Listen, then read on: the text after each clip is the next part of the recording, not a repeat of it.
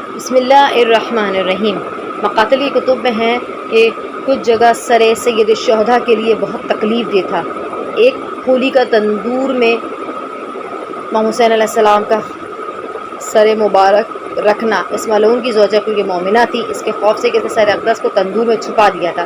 آدھی رات کو زوجہ نے قرآن کی تلاوت کی آواز سنی اور اس آواز کو سننے کے بعد وہ تندور تک پہنچ گئی۔ دوسرا ابن زیاد ملعون کا دربار تھا، وہ ملعون ہنس رہا تھا۔ یہ موقع سیدہ کے جان یوسف زہرا پر اتنا بھاری تھا کہ آپ کا سر اقدس گریہ کر رہا تھا۔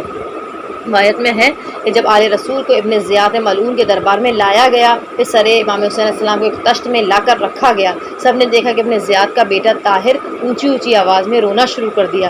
ابن زیاد نے کہا، بیٹا تو کیوں روتا ہے؟ تجھے تو خوش ہونا چاہیے، نعوذ باللہ باغی تو مارے گئے۔ تو اس نے کہا، اے باپ، جو منظر میں نے دیکھا ہے اگر تو دیکھ لیتا تو بھی رونے لگ جاتا۔ ابن زیاد نے پوچھا، تو نے کیا دیکھا؟ تو اس نے کہا، میں نے دیکھا کہ جب سے سر امام حسین لا کر رکھا گیا ہے، حسین ایک کو گھور کر دیکھتے ہیں، لیکن جب ان کی نگاہ اس بیوی پر جس کا نام زینب ہے جاتی ہے تو آنکھیں بند کر لیتے ہیں۔ 2 مرتبہ تو ایسا ہوا، تیسری مرتبہ جب حسین کی نگاہ اس بیوی پر پڑی تو میں نے دیکھا حسین کی آنکھوں میں آنسو جاری ہو گئے۔ حسین کے رونے نے مجھے رلا دیا ہے۔ اور وہ بیوی جناب زینب کبریٰ سلام اللہ علیہ تھی۔ وصلی اللہ علی محمد وآل محمد فعجل فرجہم بحوالہ خطاب رأس الحسین۔